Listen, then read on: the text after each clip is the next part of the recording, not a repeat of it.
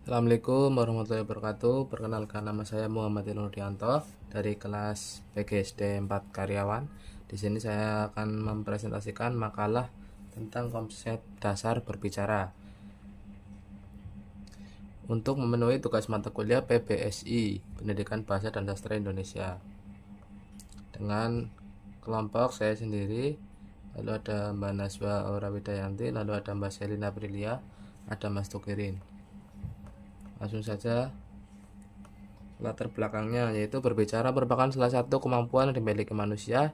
Dengan berbicara, manusia dapat berkomunikasi dengan manusia lainnya. Berbicara selalu tidak jauh-jauh dengan bahasa, karena bahasa merupakan unsur penting dalam berkomunikasi dengan manusia yang lain. Komunikasi dapat dilakukan dengan berbagai cara, dan antaranya komunikasi verbal dan komunikasi nonverbal. Komunikasi verbal menggunakan bahasa sebagai sarana, sedangkan komunikasi nonverbal menggunakan sarana gerak-gerik seperti warna, gambar, bunyi bel, dan sebagainya. Lalu, komunikasi verbal dianggap paling sempurna, efisien, dan efektif. Komunikasi lisan sering terjadi dalam kehidupan manusia, misalnya dialog dalam lingkungan keluarga, percakapan antara tetangga, percakapan bertelepon, dan sebagainya. Interaksi antara pembicara dan pendengar ada yang langsung dan ada pula yang tidak langsung. Interaksi langsung dapat bersifat dua arah, yaitu atau multi arah, sedangkan interaksi tak langsung bersifat searah. Komunikasi lisan dalam setiap contoh berlangsung dalam waktu, tempat, suasana yang tertentu pula. Sarana untuk menyampaikan sesuatu itu mempergunakan bahasa lisan. Lalu selanjutnya ada rumusan masalah. Yang pertama ada bagaimana konsep dasar berbicara, lalu yang kedua apa saja jenis bicara, lalu yang ketiga faktor-faktor yang dinilai dalam berbicara. Tujuan penulisannya yaitu untuk mengetahui tentang konsep dasar berbicara, untuk memahami jenis-jenis bicara, untuk mengetahui tentang faktor apa saja yang dinilai dalam berbicara.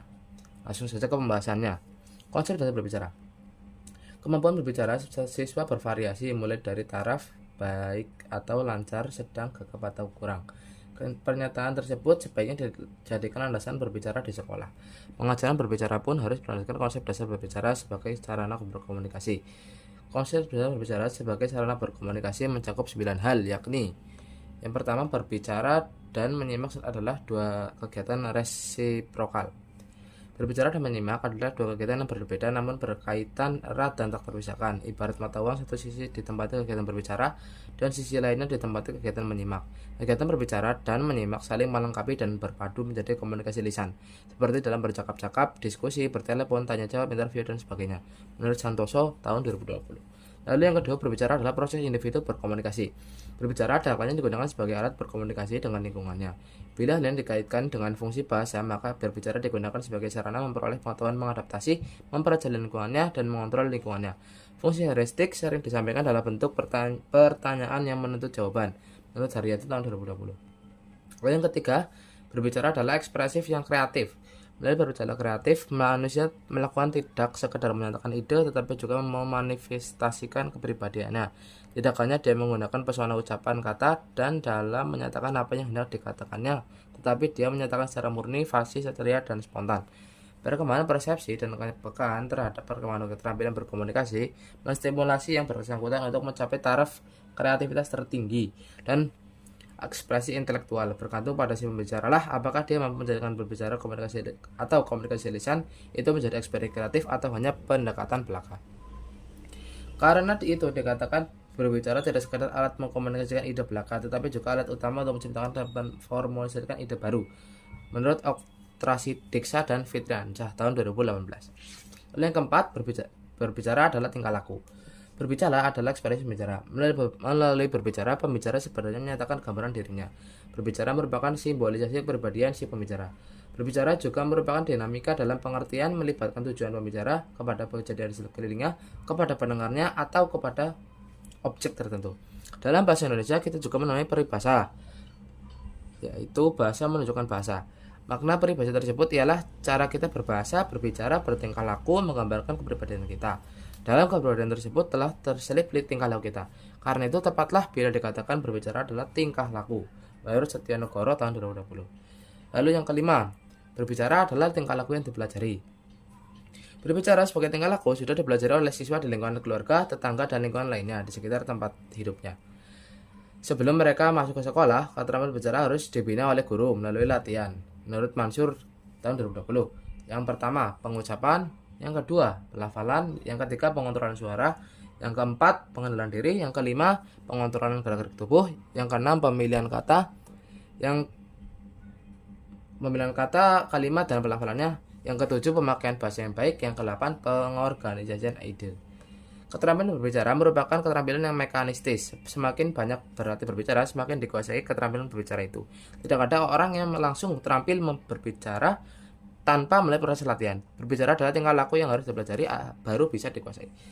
Lalu yang keenam, berbicara distimulasi oleh pengalaman. Berbicara adalah ekspresi diri. Bila diri si pembicara terisi oleh pengetahuan dan pengalaman yang kaya, maka dengan mudah yang bersangkutan menguraikan pengetahuan dan pengalaman itu. Yang ketujuh, berbicara memperluas cakrawala. Paling sedikit berbicara dapat digunakan untuk dua hal. Yang pertama yaitu untuk mengekspresikan ide, perasaan, dan imajinasi. Yang kedua, berbicara dapat juga digunakan untuk menambah pengetahuan dan memperluas cakrawala pengalaman.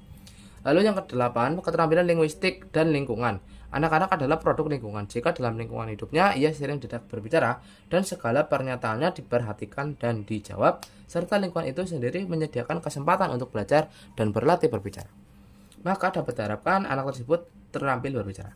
Ini berarti si anak sudah memiliki kemampuan linguistik yang memadai sebelum mereka memasuki sekolah. Yang kesembilan, berbicara adalah pancaran kepribadian. Gambaran pribadi seseorang dapat diidentifikasi dengan berbagai cara. Kita dapat mengunduhkannya dari gerak-geriknya, tingkah lakunya, kecenderungannya, kesukaannya, dan bicaranya. Berbicara pada hakikatnya melukisnya apa yang ada di hati, misalnya pikiran, perasaan, keinginan, idenya, dan lain-lain. Karena itu sering dikatakan bahwa berbicara adalah indeks kepribadian. Selanjutnya ada jenis-jenis berbicara. Bila diperhatikan mengenai bahasa pengajaran akan kita dapatkan berbagai jenis berbicara. Antara lain, diskusi, percakapan, pidato, dan ceramah. Yang pertama, diskusi adalah salah satu bentuk kegiatan bicara yang meliputi dua orang atau lebih. Dengan berdiskusi kita dapat memperluas pengetahuan serta memperoleh banyak pengalaman dan bertukar pikiran. Diskusi dibagi menjadi 7, yaitu seminar, sarasehan, diskusi panel, kongres, muktamar, dan lokakarya. Yang kedua, percakapan adalah percakapan antara dua orang atau lebih yang mendalam dan saling mendengarkan serta berbagi pandangan satu sama lain. Yang ketiga, pidato adalah menyampaikan pikiran dalam bentuk kata-kata yang disampaikan di depan banyak orang. Yang keempat, ceramah adalah pidato yang bertujuan untuk memberi nasihat dan petunjuk. Sementara ada audiens yang bertindak sebagai pendengar. Ceramah dapat dilakukan dalam saja. Tidak ada mimbar tempat khusus pelaksananya. Waktu tidak dibatasi dan siapapun boleh berdakwah.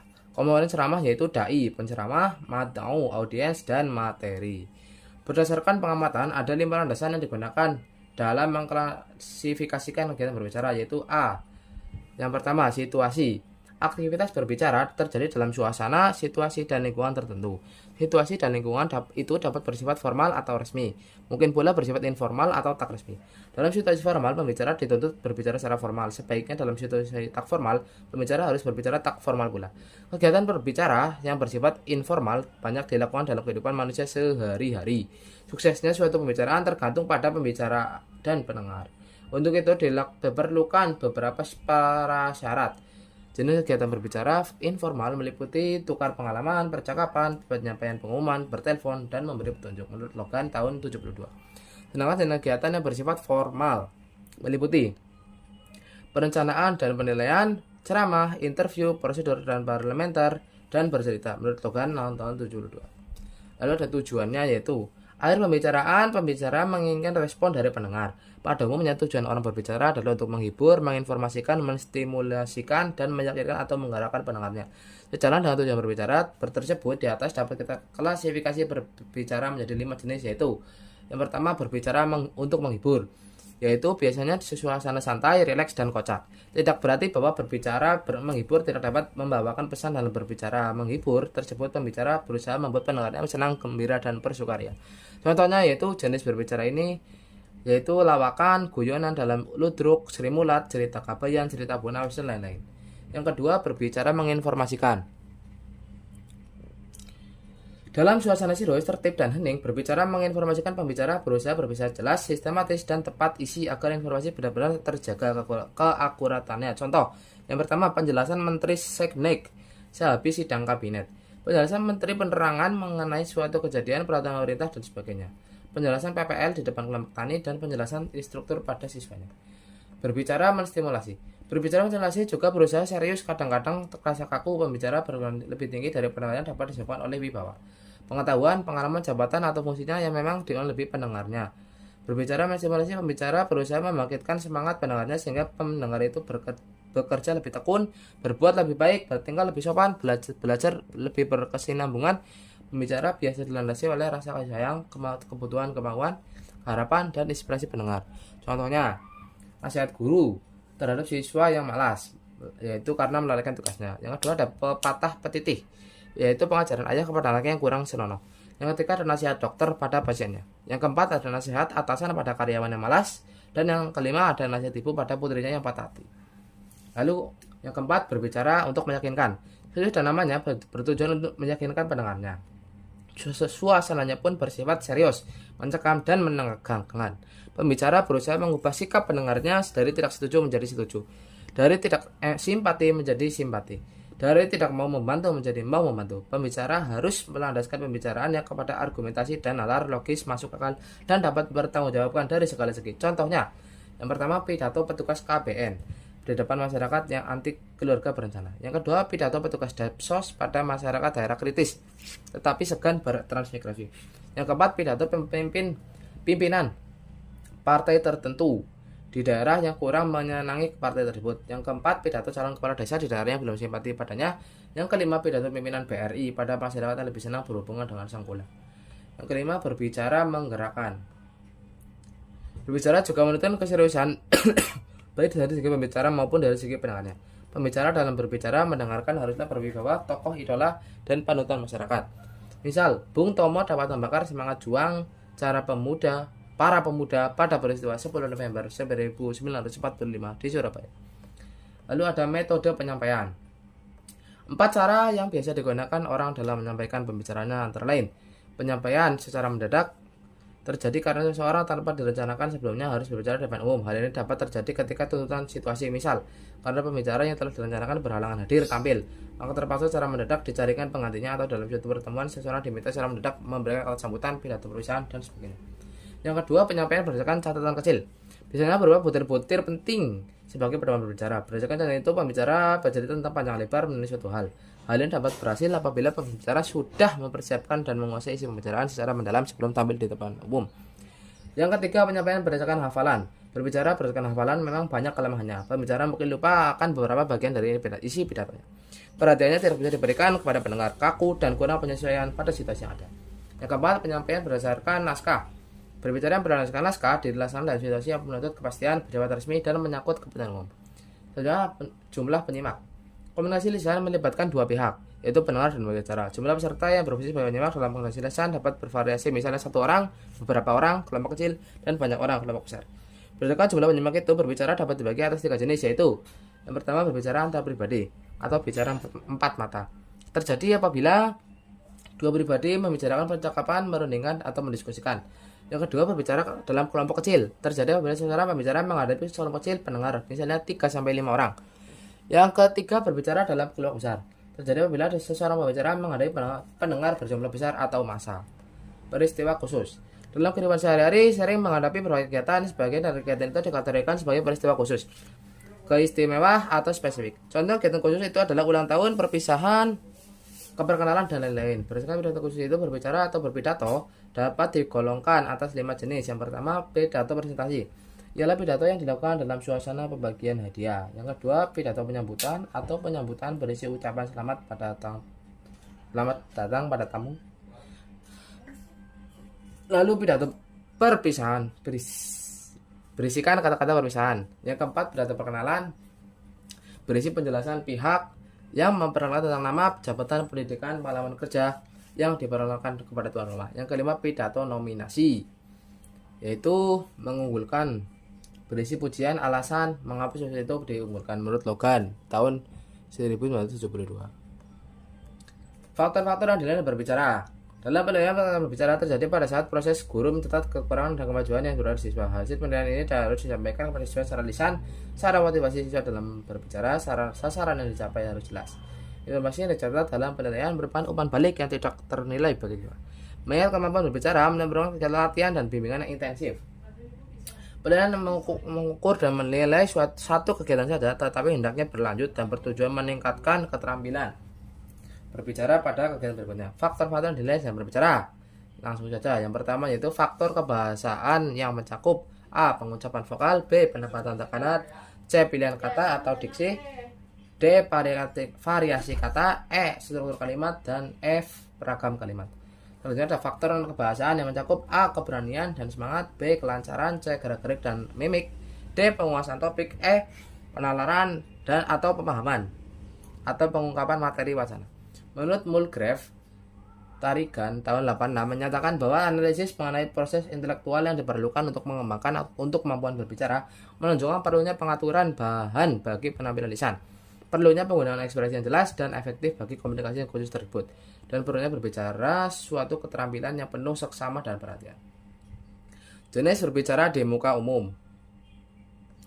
Yang pertama, berbicara untuk melaporkan. Berbicara untuk melaporkan bertujuan untuk memberitahukan informasi. Informative speaking dilaksanakan akala seseorang berkeinginan untuk yang pertama memberi atau menanamkan pengetahuan, yang kedua menetapkan atau menentukan hubungan-hubungan antara benda-benda, yang ketiga menerangkan atau menjelaskan suatu proses, yang keempat menginterpretasi atau menafsirkan suatu persetujuan ataupun menguraikan secara tulisan. Yang kedua, berbicara secara kekeluargaan. Pengalaman manusia diperkuat serta ditingkatkan dengan jalan menceritakannya kepada orang lain. Tidak ada wadah lain yang lebih sesuai untuk maksud-maksud seperti ini selain dalam situasi-situasi persahabatan atau kekeluargaan. Cara yang paling umum menjamin dan serta memadukan suatu perasaan persahabatan